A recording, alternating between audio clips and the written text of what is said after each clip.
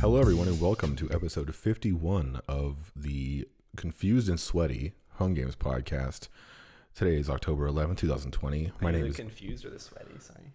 Well, I was thinking I could be sweaty because I've probably had too much caffeine today, and you're just confused. Yeah. Just in general. Fair enough. My name is Joseph. I'm Yazeed. Yeah. Anyway, for home games topics that you caught me off guard with the. Sorry, we don't actually like talk to each other what the opening line is gonna be, and so I forget sometimes what the flow is gonna be because immediately you say it, I'm like, wait, hold on. You call me sweaty? Would you rather be confused or sweaty? I think I'd rather be sweaty than confused. I can be confused this one. Okay. It's okay. All right. I'm confused. You're sweaty. Sorry about that. Correction. All ironed out. Home games topics today. We're going to talk about a fix for hot reloading that we kind of talked about last week, needing some improvements there. So we have updates on that. I have updates on my clicker city builder game. And then Yazeed has a thing called execution mode, and I don't know what that is. Yeah, so like we'll get into it more, but basically it's in Node or in React specifically. I don't know. I think Node supports it, but React does this. But there's different like modes you can use when you're building the app and using it. Mm-hmm. There's like development mode, production mode, stuff like this. Maybe that would be helpful to have so we could run stuff where if you were going to build the binaries for it, wouldn't matter. Also, side note, something I realized while I was chilling the other day, with secrets and the binaries, how does a person add a secret with the binaries? The binaries, we're in the home game. We're talking about home game stuff. We'll talk about anyway. The binaries they basically go through the entire dependency tree when they kind of start at an entry point. So like index.js, app.js, whatever. They find everything that's imported and add that to the binary. So if at any point you have secrets or whatever as like a thing, I think you could also manually add files into it too. So it's like. Well, the problem is that once the binary is built, that's it, isn't it? Mm-hmm. So we need to figure something else out because secrets are something that the end user is going to provide, not me as a developer. Because I'm not giving out my Twitter secret. Oh, right? If we provide binaries, how does someone else? How does an end user actually put their secrets together? We'll need to. We'll talk about that later. How about that? Think about it. You could give a file path to something that could still read from disk. Okay. In Node, we'll figure it out, but it doesn't need to be in the binary. It could be. Well, but I mean, somebody still needs to write that. We maybe build like a UI or something to write out those files for them. Sure, but at the beginning, we could just say, "Where's your JSON file?" And it'll just pull it from there. It doesn't need to be in the binary. Okay, that works. Yeah. Anyway, what's up with you, Yazeed? Bro, quite a bit. Yeah. The other day, my dog and I were on a different walking path than we normally take, and some gentleman was riding his bicycle, and he had a dog who was not on a leash, and his dog was friendly. My dog is not friendly to other dogs. She was pissed. Was she on a leash? Yeah, I have to keep her on a leash. She's too predatory to not, because she'll chase birds and rats and rabbits and snakes, javelinas, coyotes, and literally anything that will move away from her. She's like, I'll kill this in particular. Don't worry, chief. So this dude's dog, we're kind of like walking on a walk path, and there's like a little embankment, dogs down at the bottom. Her hair stands up on the back of her neck, and she gets like into the posture of like, this is a fight right now. And I was like, please don't hurt this man's dog. He's stupid for letting his dog off leash, but please don't hurt this dog. So I tried to like move her away from the dog, like away from the embankment and like off the sidewalk into the dirt. This dude's dog is just so friendly and chill. He just kind of like bloops his way up the embankment and is like, hello, friend. And they do the little like smell thing where they like smell each other. And the whole time Sapphire's body language is like, this is going to go down. We're going to throw down. He's about to catch hands, you know? The moment he and the dude, the owner, was just like, oh, come on, Winston, like, let's get going. And this is like the only time in my life I've ever been in a position where my inability to talk to strangers could have possibly ended really badly. Because if Sapphire initially was just like, fight right now, I have only so much pull because I can only like pull her away from this dog. I don't know what how that dog's gonna react to a violent dog. Mm-hmm. So, Isn't that guy's fault though? it is, but if my dog hurts his dog, and his dog does not hurt my dog back, then it is kind of my problem. He does have a citation for illegally not having his dog on a leash, though. But the fact that his dog was so close to your dog is because he didn't have it on a leash. Yeah, but I don't know. That's not in your control. I don't know what would happen. I think I'd have to go to like a court case about it or something to figure that out. So I was panicking hardcore, which may have led into her being as aggressive as she was. But anyway, it was mostly okay. She did go after his dog a little bit. The moment his dog turned its back, Sapphire was like, really went off. She doesn't normally bark, but she was barked and like growled and like made dog noises that are like, I'll kill this thing. But yeah, that dude was. I wish I could talk to strangers because I should have just been able to tell him like, yo, my dog's not friendly. You need to figure something out because my dog will try to fuck your dog up. Couldn't he have been able to tell that by looking at your dog? In an ideal world, yes. I mean, this guy, though, was just chilling, riding his bicycle. He was like, ooh, I don't need a leash. My dog's so well behaved. And I was like, yeah, my dog is a hateful dog when it comes to other dogs, though. She loves most people, hates other animals, and I don't know how to fix that. Yeah. But yeah, that's my dog story for this week. Nice. I don't have any dog stories. Every week you have like a new dog thing. My dog just lives in the yard and sometimes we hang out. So I don't have anything interesting. I don't know, like there. I was telling you during the pre-episode, it's like she's become my hobby of the year. So I'm just devoting all of my excess energy into improving our bond or her. Mm-hmm. Like I'm like, you must improve, become better. Every day I demand incremental improvement. Until one day she becomes a search and rescue dog and we save a life. Yeah. And that's the goal. And it comes full circle. It's the life of this dumbass who was on the bike. He just got lost because I don't need a map. I'm just free balling. How amazing it would be. I remember what he looks like. It's burned into my memory because I looked at him and I wanted to be like you need to get your dog out of here, but I didn't. Words don't happen when I see a stranger. Yeah. So was not ideal. Yeah, I don't think I've ever had an experience like that where you desperately needed to talk to somebody and you're like, how do you talk to strangers? It's been months. I kind of had this. It was on my 18th birthday. It was also our day of like not reconciliation. Halo? No, that's Catholicism, not Halo. Same thing, whatever. Well, Halo is like Truth and Reconciliation, the ship. I don't know. In man. Halo 1, like the big... I know more about Catholicism than I do Halo, and I don't know a whole lot about Catholicism. I know a lot more about Halo than Catholicism. So anyway, there was like our whatever the day is, like your first day of college, like going to learn everything and getting acquainted with everything. And I was there sitting in the auditorium, and I felt like I smelled bad, but I couldn't confirm it, and I was getting really nervous about potentially smelling bad in the middle of all these people. Mm-hmm. So I turned to the gentleman to my right after a lot of internal discussion, like 5 minutes back and forth, like, do I talk to this guy? And I did. And I was like, hey, do I smell bad? And he just gave me this look like, nah, man. And that was it. And I like panicked really hard in that moment. And that was probably the only time I ever really had to talk to a stranger, or I felt like I had to. Anxiety. I've seen this story. Yeah, no, it was rough. I had a really bad 18th birthday. But a really good graduation. We'll talk about that another day. But yeah, the graduation was something.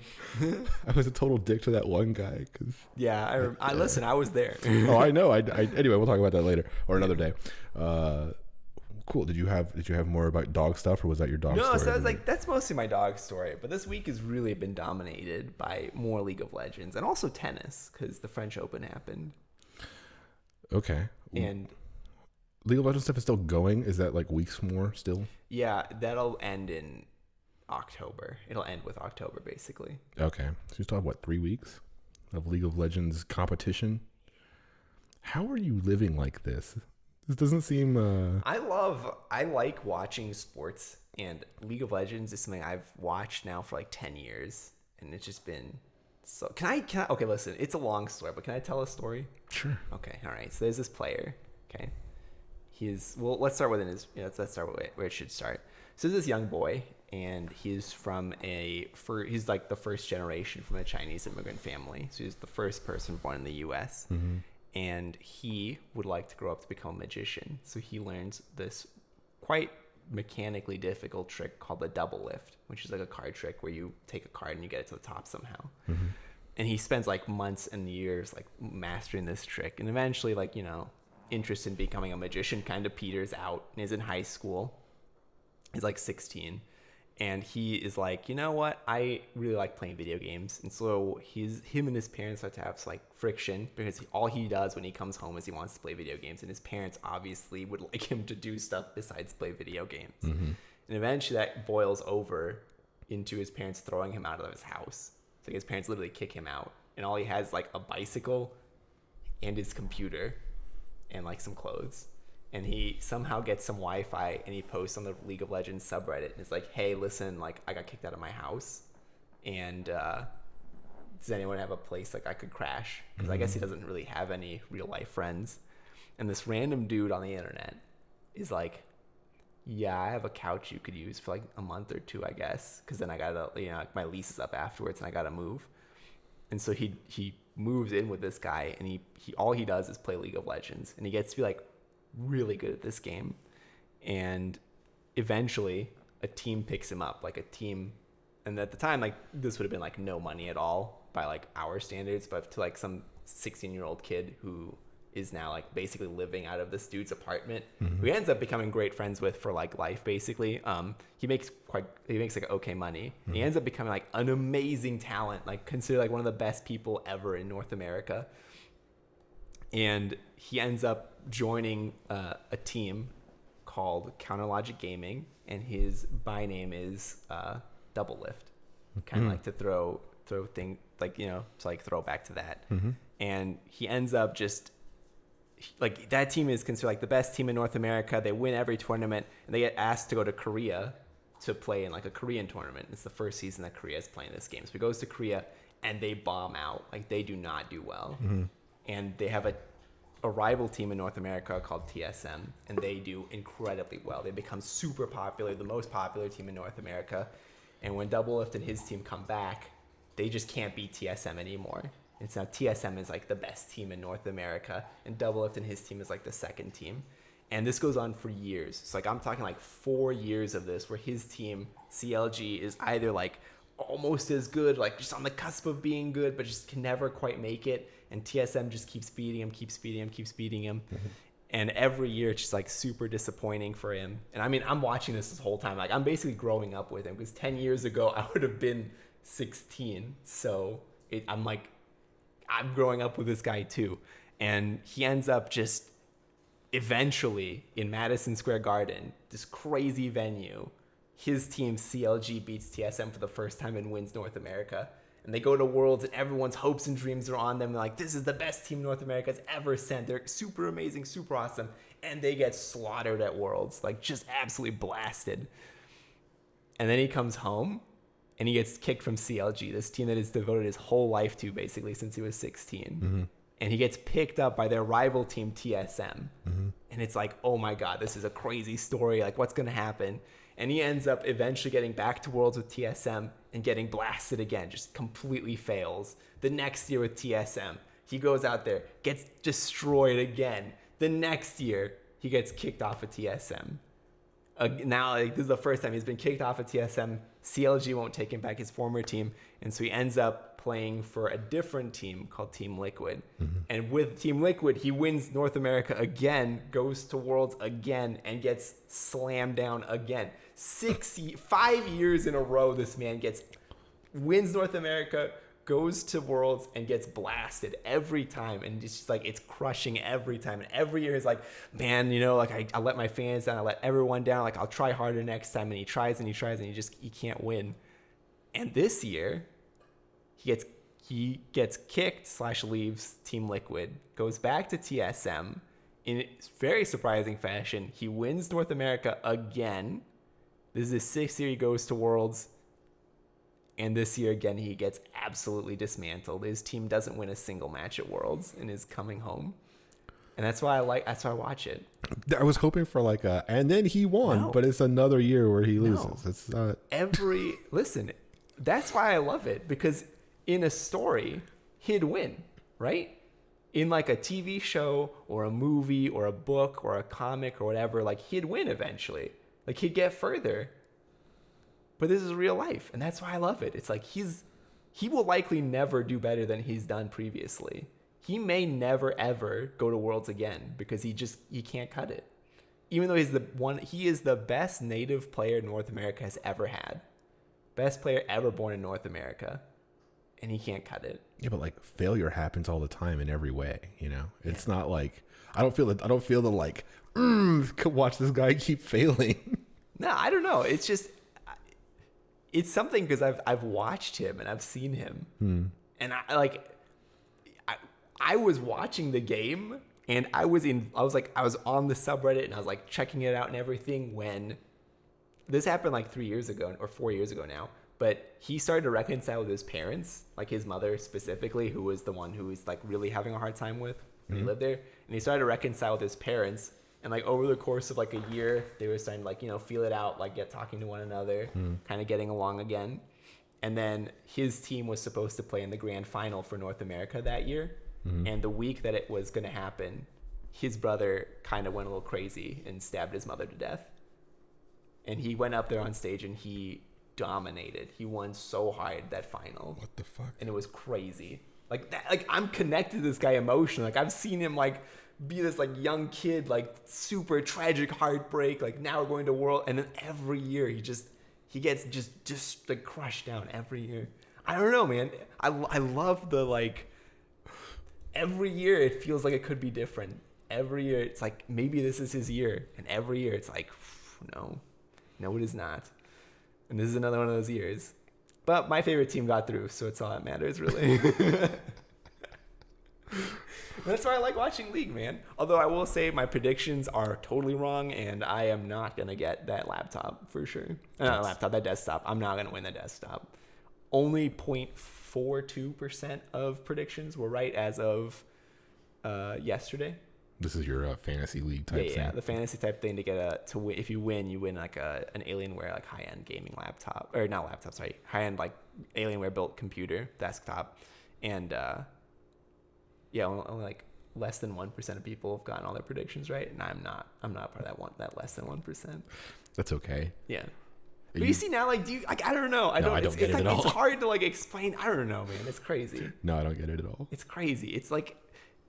You watch somebody like devote their literal heart and soul into a game. Like he literally lost his family for this game and then like almost had them back and then lost them again.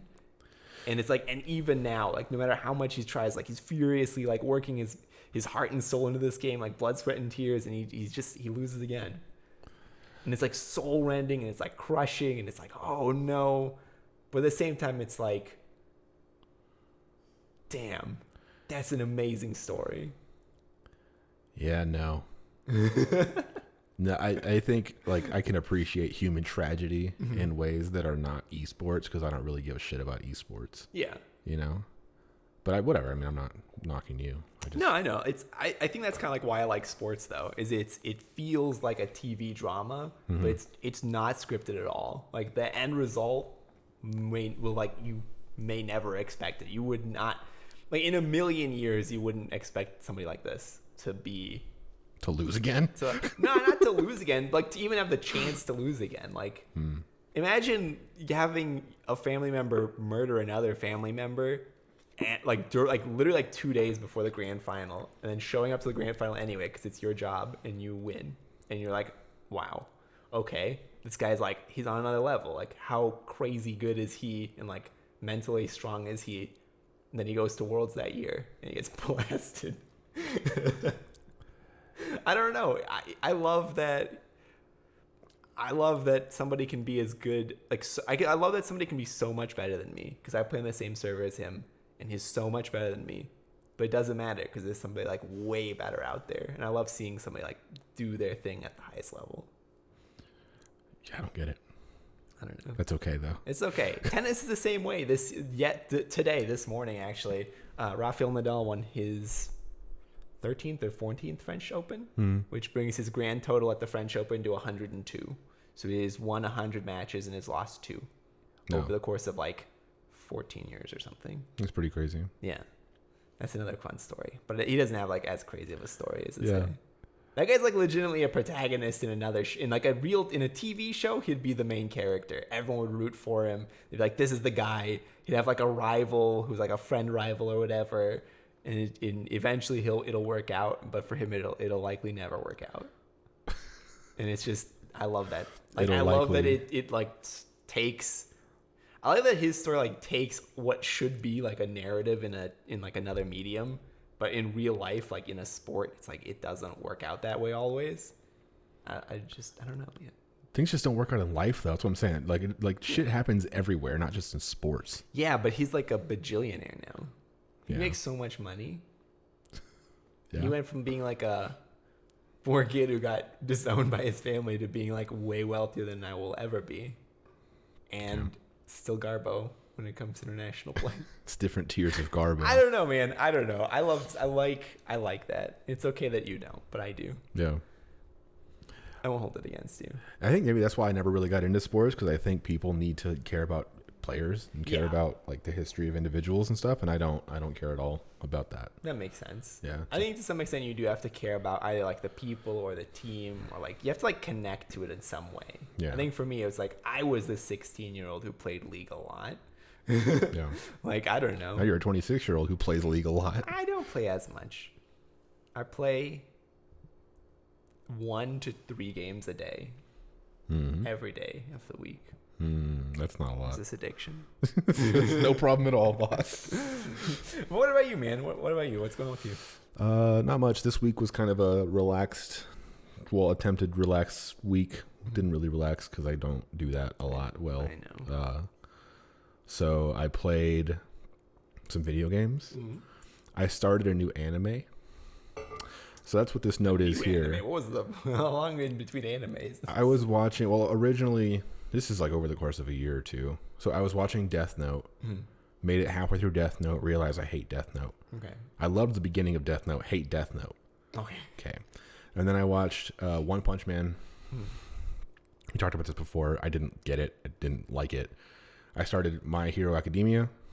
It's not really my thing. No. Didn't really care. And so I was on Crunchyroll because I recently finished the show I was watching, which is called Atlanta. I finished that, so I need something to watch when I'm on my elliptical thing every day or every other day. So I started just browsing Crunchyroll, and I found one called Rent a Girlfriend, and the name stood out to me because obviously. Yeah, I mean, I don't know where this one's going, but okay, all right. So I wouldn't say it's bad. I wouldn't say it's good, but I will say I'm not going to stop watching it anytime soon. Oh, I was also watching that other one. It's like Konosuba It's like 700 words on the title. It's too long. But it was kind of entertaining and stuff. Anyway, so Rent a Girlfriend. Story is main guy. He's a fucking loser. And this seems to be a running theme with a lot of anime, is that the protagonist is a fucking loser. So in the beginning, he has his girlfriend. It's his first ever girlfriend. They break up. He's like crushed by it because obviously whatever. And he's 20. He's in college. And that night he goes to his phone. He's just looking at apps and whatever. And he sees one. It's like Rent a Girlfriend. And it's just exactly what it is. This is just a sad story. What's going on? It's a weird. I think it's a comedy. I mean, it's funny. It's funny to watch. So he goes on this app. He finds this girl, and he says yes, whatever, and signs up and schedules a date with this girl. He goes on the date, and he has a great time. She's like really pretty and all this kind of stuff. And he goes home that night after they like held hands on the date, and she's like super cute and does all this like anime girl type stuff that's like cute. And he's like a weirdo about it. He's like sweating and his veins like coming out of his neck. He's just like, fuck, she's so cute the whole time. It's really weird, like strange. This honestly sounds like an incel show. Okay, all right. It kind of, yeah. And so he goes that night and he goes on her like reviews on the thing, and everybody is like, yeah, she held my hand too, LOL, 5 stars. Yeah, she does this thing with her hair, she's so cute. And he's like, oh shit, these other dudes had the same experience as me. and he like gives her a 1 star because he's like upset that she doesn't belong to him or they're not really dating or whatever. It's like really strange. Okay. And so he leaves her a 1 star, and then he's like, I need to tell her what's on my mind. And so he sets up another date with her to like tell her off. But because she's so cute, he can't say anything. He can't like do it in the moment. So they go to this aquarium and all this stuff. And in the aquarium, he like flips out on her, and then she pulls him to another room, and she's like, what the fuck are you doing? This is an app. You literally chose to rent a girlfriend. That is what this is. We are not dating. We will never date in real life. Stop being a fucking weirdo. Makes sense, yeah. And then he's honestly, I like that part of the story. Yes. Okay, all right. And this is the first episode, right? So I'm just trying to. Oh my god, this is all happening in the first episode. Okay. Yeah, and then he gets a call, and it's like your grandmother's collapsed or whatever. Oh. And then so since she's still like on the clock, she for some reason just goes with him to the hospital to go check on her or whatever. And so they're all there. His grandma's fine. And then they're all just like, "Who's this beautiful girl that you brought?" And then since she's like doing the whole show, she's like, "Oh, I'm his girlfriend, blah blah blah, all this stuff." Oh, okay, all right. I think I understand why she would do that, but okay, continue. Well, yeah, and then they're just like, "What the fuck? This loser got like a really pretty girlfriend and all this kind of stuff." Yeah. And then so his nana is so happy that she has to go tell her other nana friends in the hospital, because apparently she's in the hospital so much that she has a group of friends who are also nanas at the hospital. Concerning. And the girl freaks out because one of those nanas is her nana. And she's like, I haven't told my family that I do this. I just keep it a secret or whatever. And so they both basically need to keep lying to the families because their families already know that they're dating and they don't want to admit to either person or to them that they've rented a girlfriend, whatever. You know what I mean? Mm. So that's the whole thing in the beginning. And then they find out they go to the same school. And then they find out that they live next to each other, like literally door to door next to each other. And that's where I'm at in the show. I'll keep watching it. It's funny. Like I was with you on the like, what the fuck is this show? This is incel comedy type stuff, like He-Man woman hater shit. Yeah, I was really worried that this show would just be like, and then it worked out magically. I like that she was like, yo, what is wrong with you? I like that more. Yeah, it's there's also like weirdly sexual scenes, which I'm uncomfortable with. Because of course I am uncomfortable with like sex in cartoons, but you know, whatever. It's interesting. I'm still trying to get into anime, and that's one where I think I'll like, I don't mind watching it. Okay. Yeah. This seems like a wild ride. I don't know. To be honest, if this is the first episode and this took me on like the roller coaster, I might have to join you after you're done with this. Yeah, I secretly work for Crunchyroll. I'm trying to just get people to watch all this weirdo shit on their platform. Honestly, I feel like that's not the weirdest thing out there. That's probably like super tame in comparison. Yeah, I bet there's way worse. I don't really know. Is there like a Crunchyroll After Dark with like weirdo? I don't know. I guess you're not the person to ask. Yeah, I was like, I can ask other people. I don't know. I don't know that much. Yeah. There may not be a Crunchyroll After Dark, but I'm sure there is an app that is basically Crunchyroll After Dark. Wow, she really is into you. She's just scratching herself next to me. That you're there. Like, I'm gonna use your leg as my head holder while I scratch my face. Yeah. Every time I come here, the dog barks at me, and then within 5 minutes, she does not give a shit that I'm here. So I guess that's a good sign. Yes. Yeah. I like that about her. Yeah. She doesn't aggress on a human. This is very important to me. Oh my god, I didn't bring this up earlier. Did you see the Cyberpunk news? That it's gone gold? Yes. Yeah. It's coming out finally? Yes. Yeah. I'm so excited. Yeah. So excited. For people who don't know, going gold doesn't mean that they are sold 1 billion jillion copies. What it means is that there's going to be a physical release because they sent the version that's going to be the physical release to print, which means, ladies and gentlemen, Cyberpunk's coming out. I'm very excited about it. Yeah. I'm very, very excited about it. Even though I will say it is kind of messed up that they were forcing their employees to work like a lot of overtime in order to get to this point. I do feel bad for the employees, and I would prefer if they didn't do that. There is no but to this. I already have my pre-order in, so I already have committed to this game. So whether or not it was releasing next month or next year, I was already going to play it, is all I'm saying, all right? I also pre-ordered it, and I wish I didn't. What? Because it's stupid. What the fuck is the value of a digital pre-order? There is no value in a digital pre-order except you get to pre-download it the night before. I'm not going to play it the day it comes out. Oh, I'm going to play it the day it comes out. I got PTO to burn, son. I'm taking time off for this. Yeah, I don't know. I haven't done that since like Modern Warfare 2. I took know. time off school. I've been excited for this game.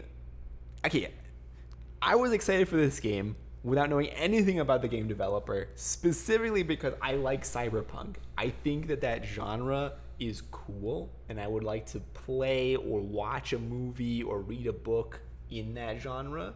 Mm-hmm. So I was excited about this game now for a long time since I heard about it, basically. Yeah. Also because I have played the tabletop version of it, which is cool.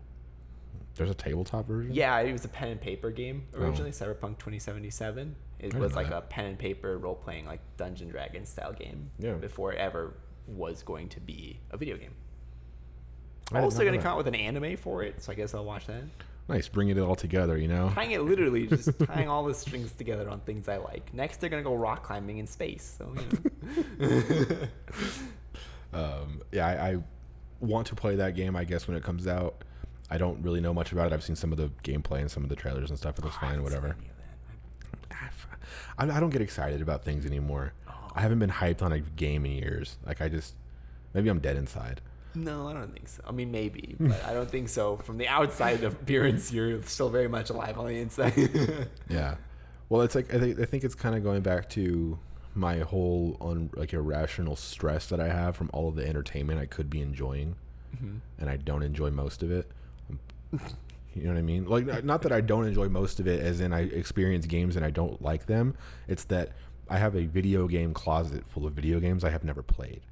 And they're just, more games keep coming out. I'm at this point where I can stop buying new games for like a decade and keep playing new shit. And like, some of the games on my list are 50 plus hour things, like The Witcher 3 or Final Fantasy 15 or, oh god, I don't know, all these games that I see them as time I need to spend. So the idea of adding another game to my thing that is gonna take 50 hours to beat just like stresses me out. That makes sense. It's a problem. I can respect that. No. I don't really get games very often. Basically, unless it's like a release that I'm really into, I normally just kind of like skip it. Or if I can't even play it, like a lot of those games. Yeah. I often fantasize. You ever see the movie about called Clock Stoppers? It's a Nickelodeon movie from like 2002 or some shit. They had watches. They can pause the world and like fuck around with stuff. Oh. I've always wanted that, just to play my video game library and not have to think about anything else like I did when I was a kid. Because these days it's like, well, shit, I have 3 hours to play a game tonight because I have to go to bed at whatever time, to wake up at whatever time, to do whatever stuff, and fucking bleh. You know what I mean? Yeah. I just want to stop everything and play games for the rest of my life. Become a neat. I don't think I would like that, but I do like playing games. I don't know. I like playing games that I enjoy playing, except for when I play games that I'm addicted to. Like League of Legends? Like League of Legends and World of Warcraft. So what else? Do you even have time at this point to fit a game like Cyberpunk into your life? Yeah, I'm just going to uninstall League and unsubscribe from World of Warcraft. I already have my whole game plan down, okay? Basically, I'm going to play League until the world finishes. Because at that point, the ranked ladder is closed, so I can no longer play ranked League. Which is probably good for my mental health, because I get bullied a lot in that game. World of Warcraft, I'll probably continue playing for a little bit, and then I will stop probably like 2 or 3 weeks out from Cyberpunk's release date.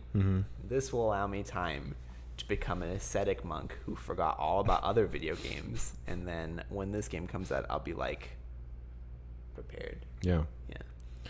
Speaking of video games, I've been playing a lot of The Last of Us 2. Ooh. You've actually been playing a lot of it, because last few times you've been like, I played it for an hour and 13 minutes, and then it only quits for 2 weeks. My save says I'm 16 hours into that game. Holy moly, okay. Nay, 17 hours into that game. I like that game less and less as I play it more. Oh. And it's the sunk costs fallacy, where I've already put in so much time I need to finish it. According to how long to beat, it's a 23-hour game, and I'm 17 hours in, so I have about 6 hours left. I don't want to talk about story, because that's the whole point of the game. So it's like, it's spoilers if I talk about anything specific. but I'm really disappointed in that game's story and the way it's told. And I think it's getting boring, the actual gameplay. The game is essentially doing something to get to the next cutscene. The doing something isn't that fun. You stealth around, you kill zombies, or you shoot humans, or you solve the most fucking basic puzzles. Barely puzzles. There's a hole, there's a dumpster. Put the dumpster next to the hole so you can climb up to the hole. That's the puzzle. So it's like brain dead, simple fucking shit. I really hate doing. And the actual combat is boring, and there's a lot of narrative. Like, you can go around and pick up, everybody's writing everything down, just like how in BioShock everybody recorded everything on a voice thing. In this game, everybody wrote a note about what they're thinking, what they're doing, whatever. And you go around, you pick up notes, and you read a little thing, and you're like, oh, cool. And then you solve the dumpster puzzle. It's the same one every time. And then you go to the next cutscene. The cutscene is the reward. The cutscene is the point of the game. Mm-hmm. And the story is not that interesting at the moment. It basically, the story reaches what you would call a crescendo. Like, it's all about to, it's like happening, and something's about to happen or whatever. Mm-hmm. And then instead of telling you the answer to this only question you really care about, they pull it away and they tell you a whole other story for a very long time. And it's a story I have no interest in knowing. We could talk about it at the end of the year or whatever, the actual specifics, but it's too close, I think, to talk about specifics in the thing, especially because I haven't beat it yet. But game's boring. And it's like, oh, there's a safe. I bet I'll find a note with the combo somewhere. There it is. This has happened a dozen plus times. This is no longer fun. And it just keeps repeating and repeating and repeating and telling you the story that you're not interested in, or I'm not interested in. So I think The Last of Us 1 was like one of my favorite games of that year. And this game is kind of just a game. And I want to beat it so I can play another one. You have a problem? No, because it's like I spent all this time. But you know that it's the sunk cost fallacy, and you're still like, well, I'll play into it because that'll mean I win. What? This is how I win. I don't know. I think I want to see it through. Just outside of the timing thing, I just want to see the end, and I don't want to YouTube it. I don't like YouTubing games, even though this is exactly the kind of game I should YouTube, because the game is not fun to play. Yeah. So, yeah. Anyway, just wanted to mention that. I'm very close, I think, to the end. Literally all I know about that game is what the subreddit Gaming Circle jerk had to say about it. Oh, I don't even... I knew there was like a lot of controversy about it, but I don't know what the controversy was. The controversy, I guess, is that they didn't like that Papa Joel, what happens to him happens. Oh. Because they're like, that was my virtual dad. How dare you kill my virtual dad? I don't know. I don't know what the people who were actually complaining had to say. All I know is what the Gaming Circle jerk people had to say about the people who were complaining. But I think that's like an ironic... Gaming Circle jerk... is ironically... But I don't know if they're really making fun of the same thing that people made fun of. The irony is too deep. I don't know what they're actually making fun of. I think they were making fun of the people who were upset with what happens in that game. Yeah, I don't know if they're mad about that specific plot point or if it's another...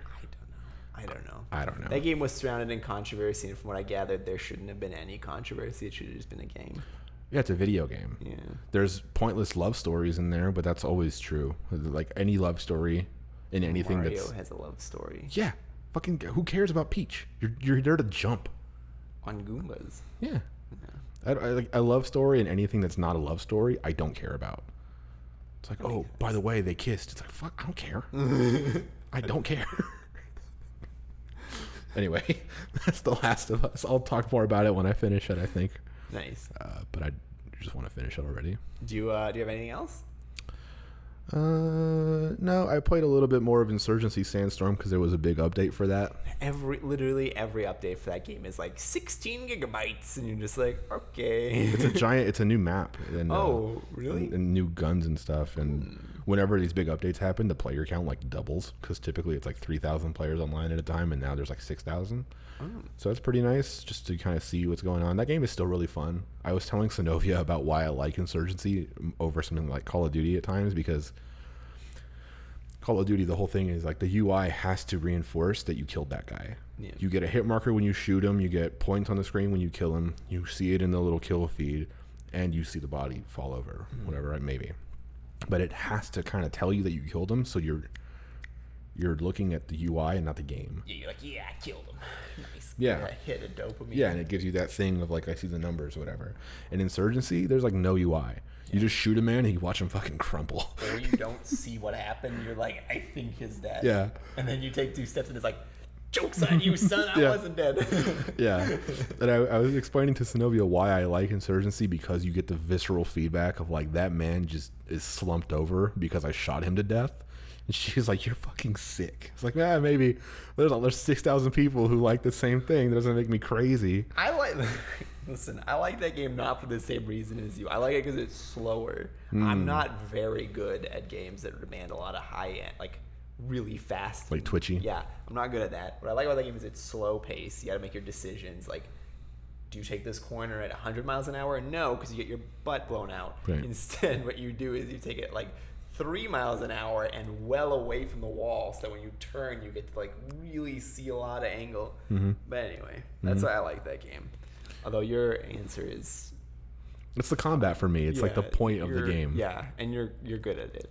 No, I'm not great at it. You're better than I was. That's what matters. I've been finishing like top 3 every time, so I guess I'm okay. That's very impressive. But Considering most people who play that game only play that game. there's a weird community in that game. Yeah. There's like casual racism just going on. I don't know what about that game draws that crowd, but they just are there.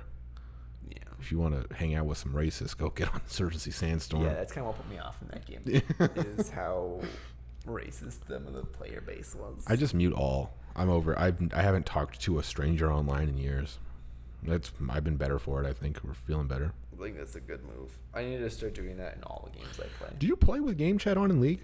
Yeah. That's a mistake. I don't play that game. I know it's a mistake. It is a mistake. I don't know why I do. What you do? Literally all the information I get out of that is I'm getting bullied. And I don't know why in my lizard brain I'm like, there you go. Yeah. But I would like to stop playing that game just in general. Reminds me of the Tyler the Creator tweet, the famous "How is cyberbullying real? Just close your eyes." It's kind of what it is. Legitimately kind of true. Yeah. But on the other hand, in that, like in a video game, there's other ways that they can get you. If you're not reading or responding to them, or they're just a psychopath, they could be like, I'm going to run down in your lane. I'm going to make your life difficult. And sometimes I'm not even at fault. I did the right thing, but I didn't do the thing that they wanted me to do, which means that I get bullied. I don't know what it is about that game that just attracts really upset people. I played a game yesterday where everyone was really nice, and I was like, oh. This kind of goes into our people naturally good or not conversation we had before the I think podcast. people are naturally good, and yet at the same time, I get bullied mercilessly whenever I play a video game online, so maybe people aren't as good as I give them credit for. Yeah, maybe. Maybe. Mr. Tabula Rasa, John Locke over here called it. Ugh. You got anything else you want to talk about? No, just some home game stuff, but we'll talk about that later. Ready to move on then? Do you have a thing here about quizzes? I don't know what that is. Oh, those are I should have removed them. Those are the Oh, we quizzes talked about that already in the pre-thing. Yeah. Okay, then yeah, it's home game stuff time. Yeah, I mean, I can talk about the quizzes, but I think home game's time. Okay, home games stuff time. Yeah. I can go first. Please. So last week we talked about hot reloading and how I was using the child process module in Node to basically have a hot reloader process create and kill game server processes. Whenever it notices anything changed in the file system, it'll restart the game server. The problem with that was that the standard out, this chair keeps making farting sounds and it's distracting me. The problem with that is that the standard out from these processes wasn't captured by the hot reloader. So if I have any kind of debug statements in my game, they didn't come up to my actual terminal or console or whatever, so I didn't see them. So it made the hot reloader not super useful, because when you're using a hot reloader, you're typically making a lot of changes in development. Then if you're making a lot of changes in development and you use debug statements like that, you don't see them, so it kind of defeats the purpose. So What I updated for was to use fork instead of spawn, and fork allows you to capture that standard out in an easy way. And I forget what options I passed to the actual call, but basically it's just a simple object of like inherit, true, standard out, this, whatever, and you get the standard out. So I did that, and that was cool. Did that for you. I was like, I did it on Thursday night, and I was like, oh shit, Yazeed asked me to do something. Then when the second like I had that thought that you asked me to do something, I was like, man, fuck him. And I went to go do it.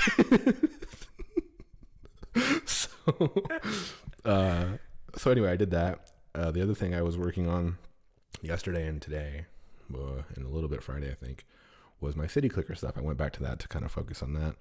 Had some updates to make because I needed to update for the objectifications. Oh, I also didn't look at your PR feedback at all. Didn't do any of that stuff, so that's still waiting.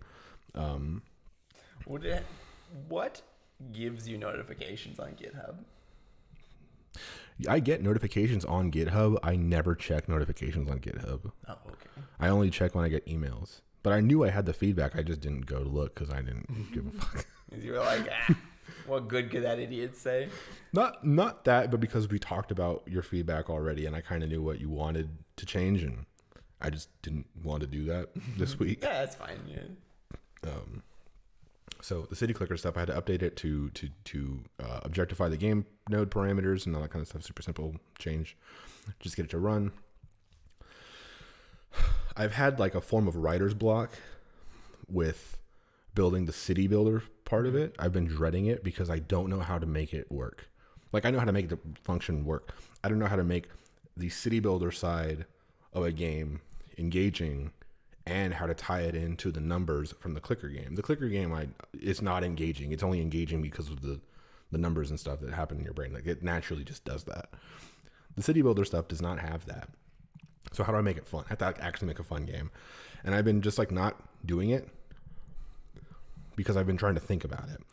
And so I finally just sat down and was like, okay, I'm going to make a shitty game and see where it sucks. All right, which is like what I've always said. So I have a menu and I have a thing where I can say, I want to build buildings of type square. Click, you spawn a square on the city. And I don't know how like in depth in the game I want to go.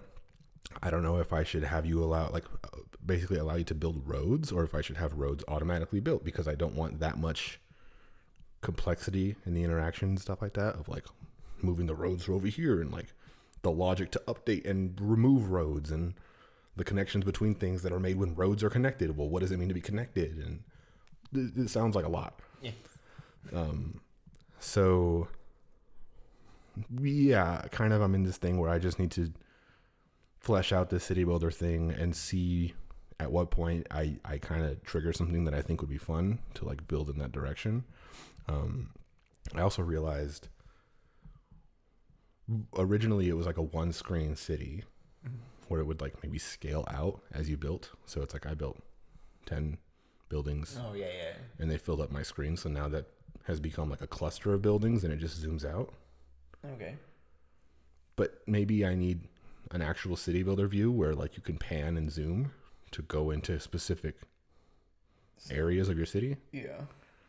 What would you do in the city? I guess my point of reference is city skylines. So it's like I have land and I need to put something on this land. The things I'm placing are not roughly 10% of the size of the land. They're much smaller. Mm-hmm. So how do I give you the ability to put a building here and put a building way on the other side of this thing without moving the camera? I don't have a concept of a camera. We've never done a concept of a camera in a game like this. So that sounds like a technical thing that I can do, and I don't think it'd be super hard. Maybe I'm wrong, but essentially it would just be similar to how I have views of the different of the clicker view and the city view. I would have kind of a view state thing where the entire game exists and you're only viewing a subset of it, and that subset is, based on your player or whatever. So people just have different views into the one thing. Yeah.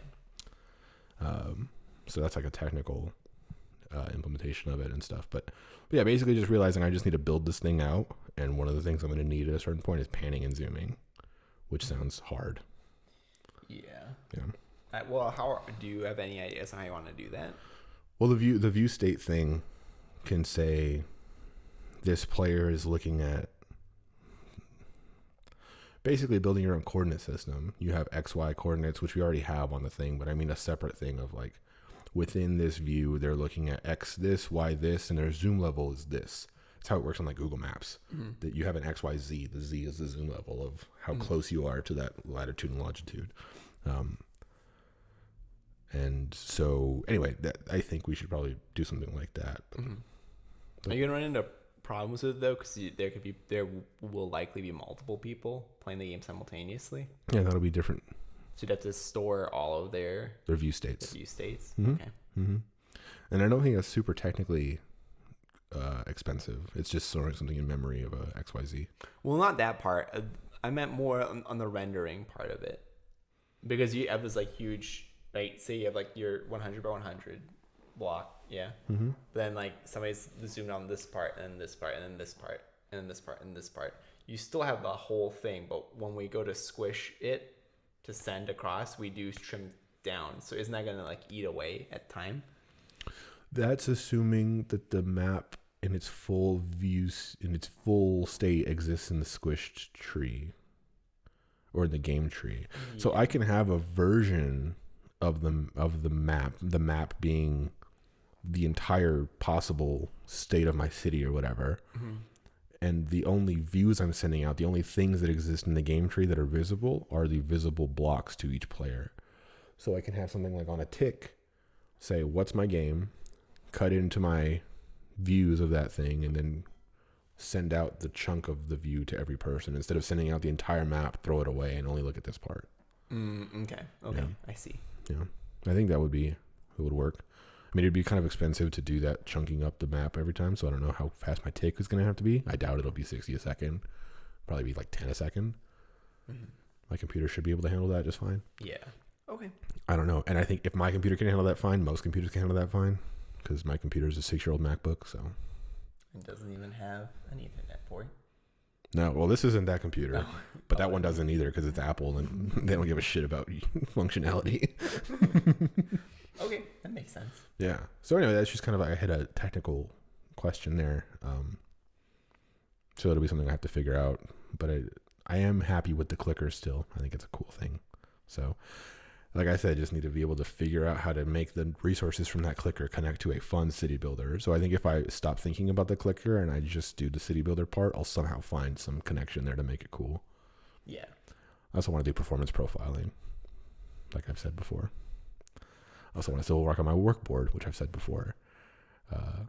This weekend, I'm going to be spending the night at my mom's house. And so I don't know what it is at my mom's house, but I get like weird rushes of motivation when I'm there because I don't have like video games or anything to distract me. So I just build shit. So I think I'm going to work on my workboard this weekend. Hey, finally. Nice. Too many things to do. Yeah. Yeah. But it's okay. Quite a bit to do. I just because of other stuff, I didn't have time really to get down and do stuff, but I did think about this. I think maybe we should think about different execution modes. And the reason I say that is if we want to build in like debugging and stuff into home games, we probably don't want to waste resources when running a production build. So like when somebody builds the binaries, I really don't think that they care at all about any of that debugging stuff happening. And so you should probably like skip over it. And so the question is like, how would we skip over it? It's like, I think we would need an environment variable called mode that just tells them like, oh, what mode are we building in? What mode are we executing in? Or like deployment type or whatever. Yeah, yes. Yeah. And that was it. Yeah.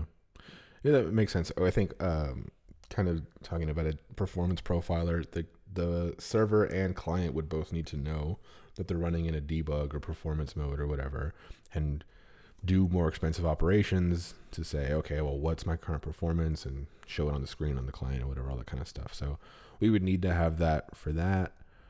And just, yeah, in general, I think we can also do something with like, you could build like a binary that has the debug stuff in it in case someone is interested in doing that. I don't know why they would, but like you could.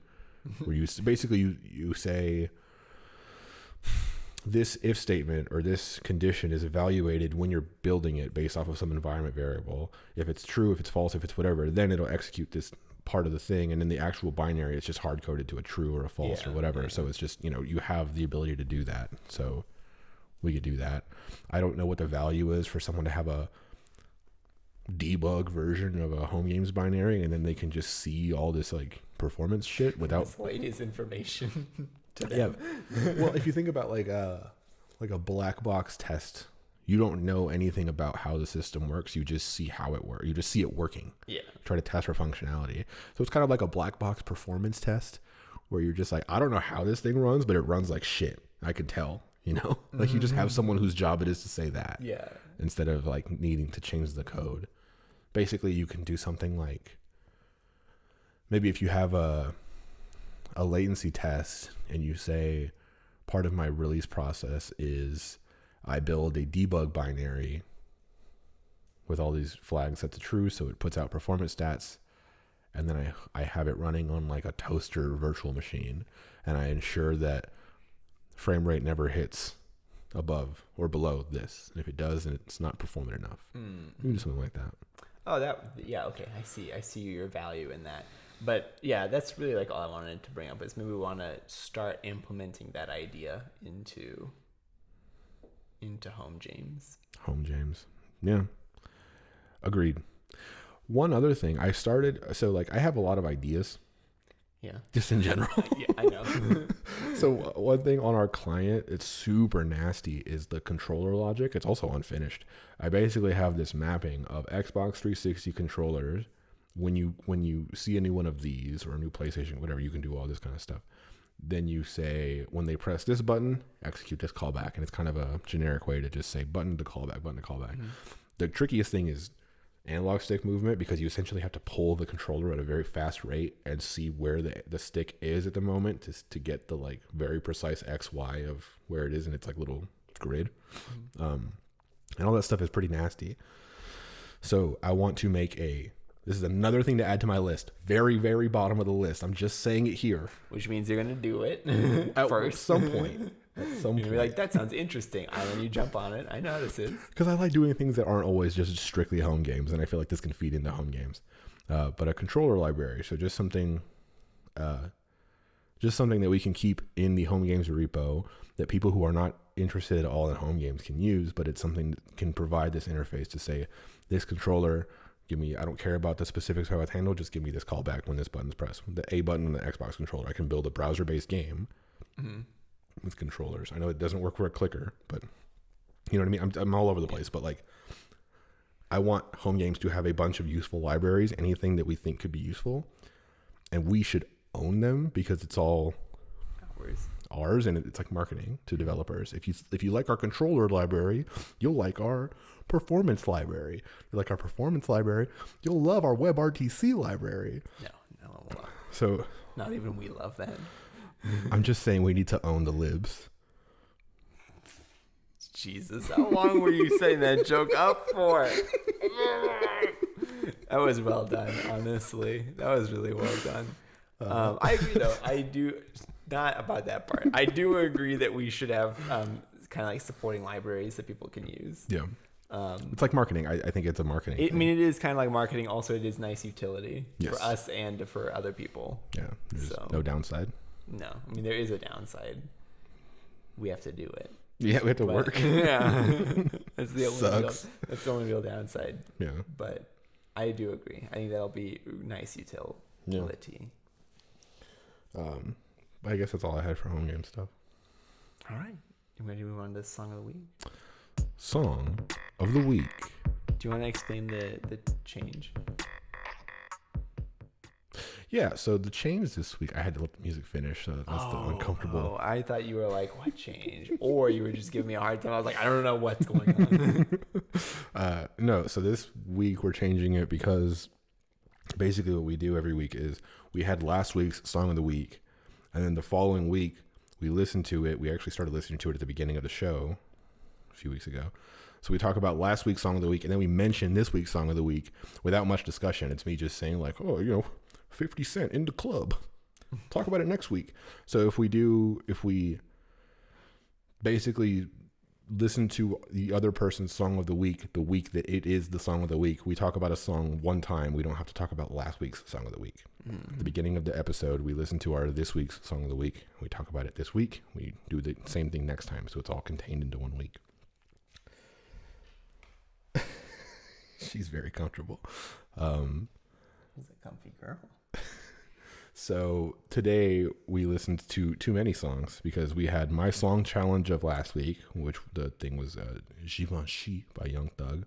And then it was my last week's song of the week.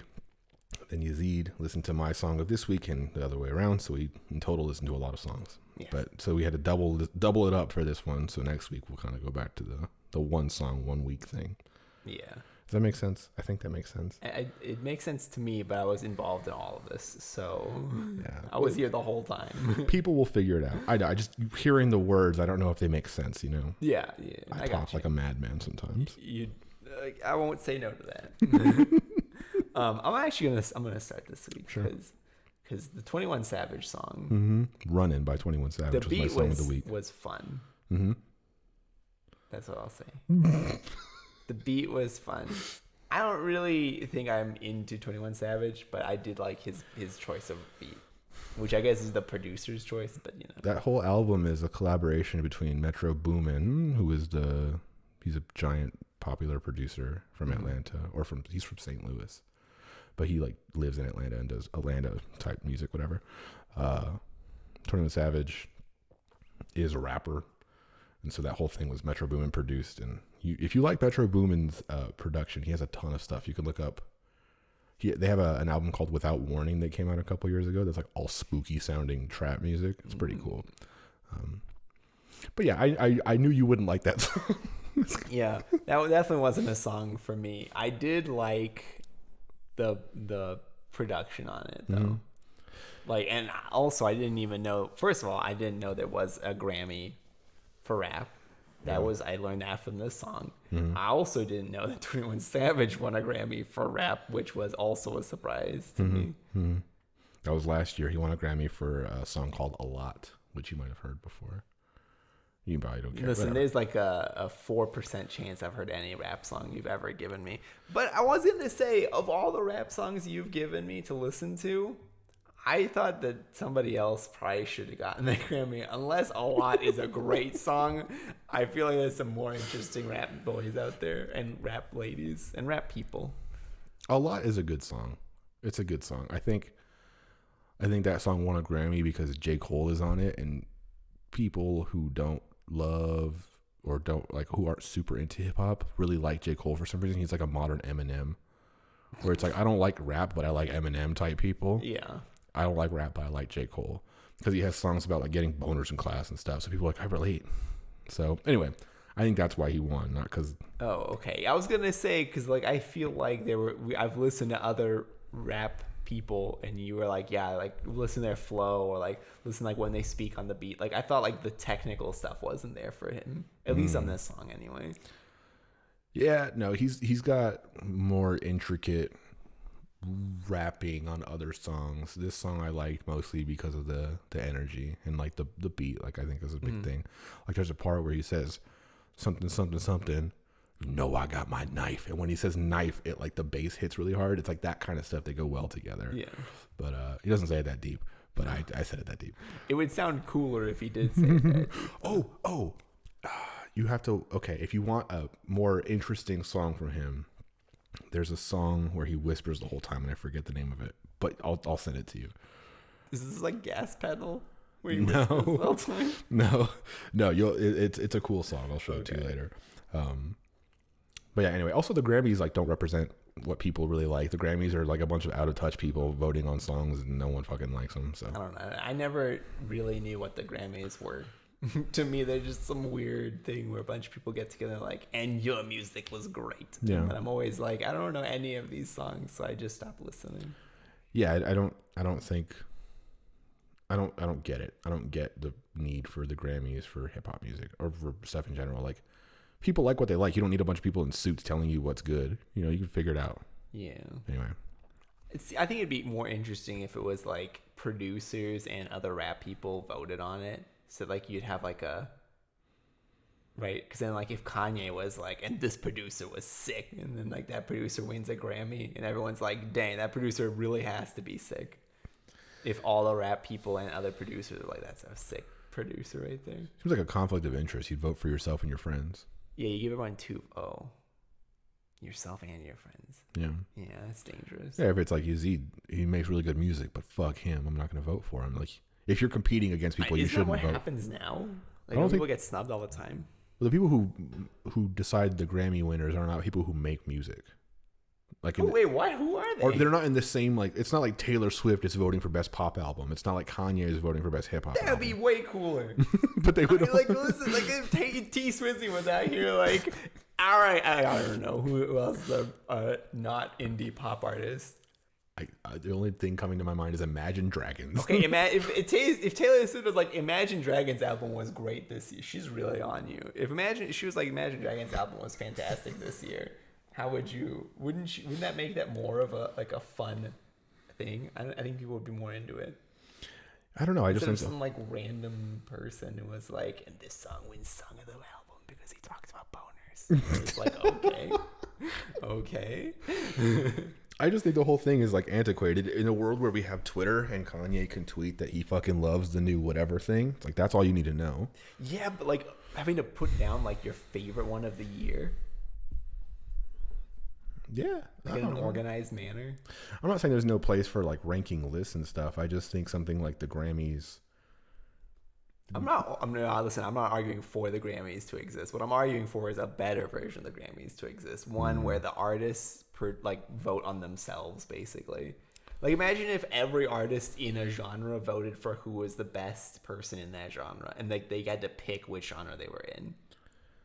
See, I don't know. I think hip hop is too competitive for that to be fair. I think, and at the end of it, it's just famous rappers who are above a certain level of success in order to even be considered here are determining what's good. But the way that music is like listened to these days, no one needs to help you discover music. Like, it's all there. Spotify needs to help me discover music. They do the weekly playlist and stuff, but you can seek things on the internet, and it's very rare that a famous person is like, hey guys, check out person X. You've probably heard of person X by the time that famous person's talking about person X. Yeah, that's true. Or, I mean, maybe you're not super into the whatever, and you need 21 Savage to be like, hey, here's my cousin, Young Nudie. But if you follow his cousin's really name is Young Nudie. Listen, you threw that one out too confidently for me to not realize that's probably a true statement. But Young Nudie is popular, and Young Nudie is like, he's got popular songs and all that kind of stuff. You don't need 21 Savage to come out and say, check him out, here's his SoundCloud link or whatever. There's more like natural ways for you to find artists and stuff. That's true. I don't know. I don't know either. Listen, I'm not involved in this industry, either. I don't know. That was a surprise. And then going on to the song, he says it Givenchy, but I think the pronunciation is Givenchy. Okay. By Young Thug. Yeah. Gold turlets and chandeliers. Gold turlets. My favorite part of that song is when he just in the background yells "Racks" again, and I caught that, and I was like, "Yeah!" And I wanted to bring that up to you. The other thing too is I really understood what you meant last week, where you were like the way he raps on the same like beat, but the way he does it is so different each time. It's like there's the same beat section. I don't know if it's the same beat throughout the whole song, but it's like this like section of the beat. And then like 4 times he comes back to it, and each time it's like either slightly differently, or between the first and third it was like super huge, and between the first and fourth it was like quite large. So it was wild. I was like, dang, I understand. I finally understand what Joseph's talking about. I got one. No, eventually I'll get there. Listen, I went from not listening to any rap to now being able to like pick that out with some help to get there. So that was cool. I like that. The song didn't like necessarily, but I did feel how impressive it was. Yeah, he just like loses his whole shit on that beat. Like he makes like there's one part where he's just like and you're just like, what the fuck did you say? Yeah. And then another part where he just says bibbity bop and he's just like, we're saying Listen, shit. I still to this day will never fully understand anything that Young Thug says, but I will say that it was high tempo at the end there, high energy. Even though the beat was exactly the same, he brought in like a lot of energy on 3 and 4 on the third and fourth pass, I think. Yeah. I don't know a lot of the words that he says in that either, but I know at one point he says something about a camel toe, and then he says, pull up to your set with them sticks and have us an ammo show. It's pretty cool. He has very creative rhymes, you see. Yeah. Yeah. Another song of his, he rhymes Popeyes with light skinned bitch with a dark side. You know? Full of gems like that. And like you said, the way that he raps over beats is like amazing to watch. Yeah. Because if I just went like this, most people would say, went to the store and I did the thing and they're just like, okay, yeah.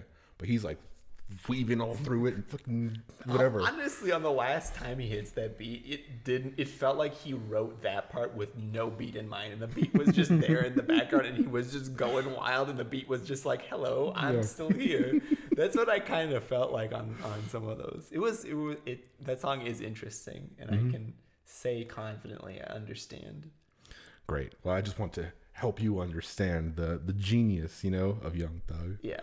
And try to spread the word. I'll get there. Listen, I'll understand hip hop better as we keep going, because I think as we've progressed, I've liked songs with more variation than I did at the beginning of this podcast. Mm-hmm. But we'll continue to see as the story develops. But your song of this week, Curtis Blow's "The Breaks."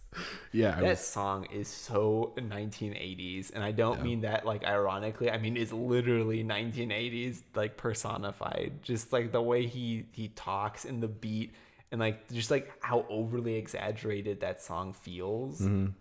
And how he enunciates every word so clearly. It's like the opposite of Young Thug. Yeah, and how he like involves the crowd, because back then there were crowds. And also, like, I think people listen to music in crowds, whereas now you're like, and now I use my headphones to listen to Spotify while I work. Yeah. Which is like a totally different world. Mm-hmm. Also, I only remember, I don't really know that song, but I do recognize parts of it. Yeah, it's like the little instrument thing, whatever, in the hook. I don't know words. When it's hitting the steel, like a steel, like cooking thingy. Yeah. With a toy, yeah. Yeah, I don't know ways to describe music. I just know I like the breaks a lot. It's one of these songs where it's kind of like just there and it's there, but I haven't heard it in a long time. And I think I remember I added it to my playlist because it was on the Scarface soundtrack, the video game. Like it was playing in the car in the game. And I was like, oh, I like this song. It's basically just about how life is like big trash, but you're dancing or something. It's like, yeah, I think so. Yeah. Yeah. Which I totally... That's kind of like a modern take too. Yeah. You know? Yeah. Well, yeah, it's like you borrowed money from the mob and you just found out you lost your job. They're just like, put your hands in the air. That's the breaks. Yeah. So anyway, one of them was your girl cheated on you with the milkman or something like that. The milkman. I don't remember if it was actually the milkman, but it was like your girl cheated on you or something and then got pregnant. I think is like this part of one of the stories he tells. I think it was with another man and they ran off together to Japan. Oh yeah, something like that. Yeah, that's the breaks. Yeah.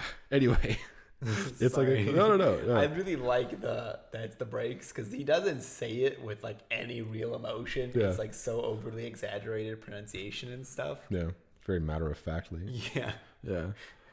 But no, that's a classic song. It's 40 years old, which is crazy. I am not yet 40 years old, so that song is older than me. That's right. But yeah, that's my song of the week. Your song of the week last week was Bon Voyage by Yooa. Yooa. Yeah. I can't speak on the content of the song because I have no idea what she was talking about. It was all in Korean. Yeah.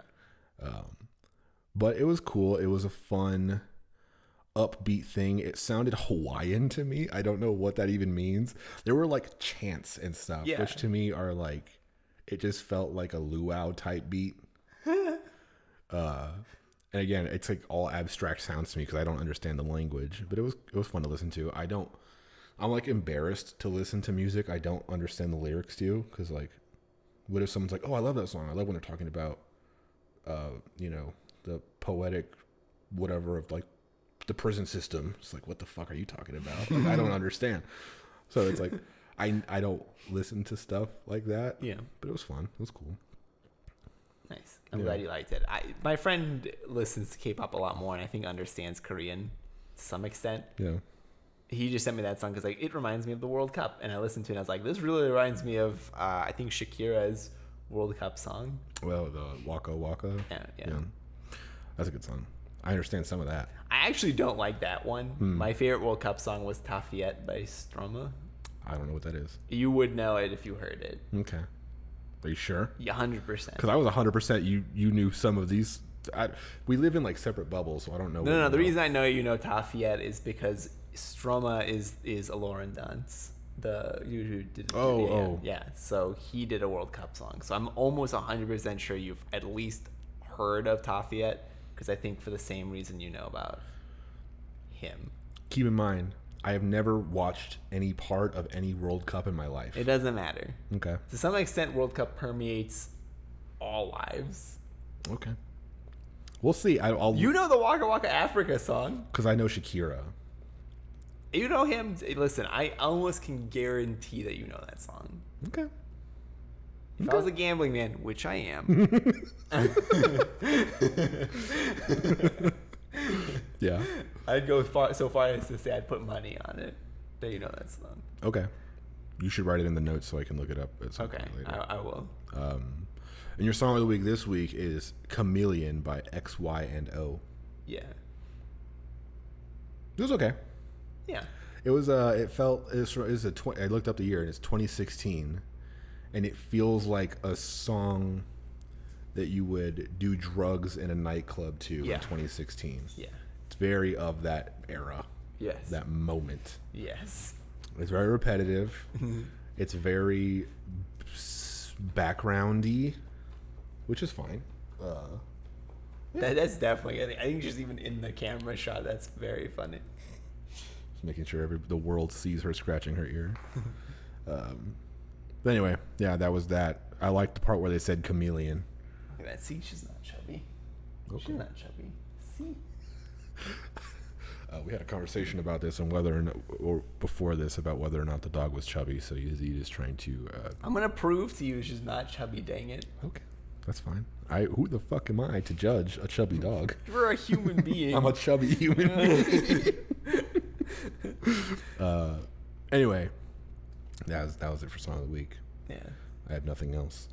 Just a small side note. Yeah. According to Wikipedia, Mm-hmm. people and dogs are like so like intertwined that human children know dog like sounds and body language, and dogs, even young dogs, know human like sound and body language a little bit. Like a young dog knows the difference between you being upset and you being excited, and a young child would know the difference between a dog who's aggressive and a dog who's excited. Why is that? We have been together for so long that, like, genetically speaking, I don't remember the exact reasoning, but from what I understood from it was like groups with dogs had a better survival chance than groups without dogs. And so like the people who had dogs tended to survive better. So there was like a genetic like pressure to work better together. And so on both sides of that, so like the better people who work better together with their dogs like understood their dog better, survive better. Did we domesticate cats? Not we, but like humans at roughly the same time as dogs? No. Was it way after? Yeah, way after. And cats may or may not actually be domesticated. Because they just think you're a cat. You're a cat. Yeah, they don't really think of you as like a authority figure. Cats are kind of dumb, but dogs on the other hand are like, you're in charge, and I'm not in charge, and I kind of like that. I mean, from the dog's perspective, like a dog enjoys having like a strict hierarchy, and so like having a person at the top kind of makes it easy for them. What about wild dogs though? They exist. They do. Do they just like? They're just like wanting a dad father figure to be there? I mean, most like wolf packs and stuff are just a family unit. It's like a dog literally just looks up to you as like being its parent. That's so weird. Yeah, because like the head of a wolf pack isn't just like the strongest male. It's like that's the dad, and all the other ones are the children. But wolf packs also like care for like a grandparent basically. So like if the eldest wolf is the male, and then like it basically like retires from being the alpha, and then they just kind of support them at that point. Interesting. Yeah, and then like African wild dogs, I don't remember their hierarchy off the top of my head, but they have I think they have like one of the best, if not the best, hunting success rate of any animal. They have like a 98% success rate. That's scary high. Yeah. You don't want to be hunted by one of those. No, they'll eat you butt first, and also you'll be alive when they eat you. Nice. Yeah. It's kind of wild.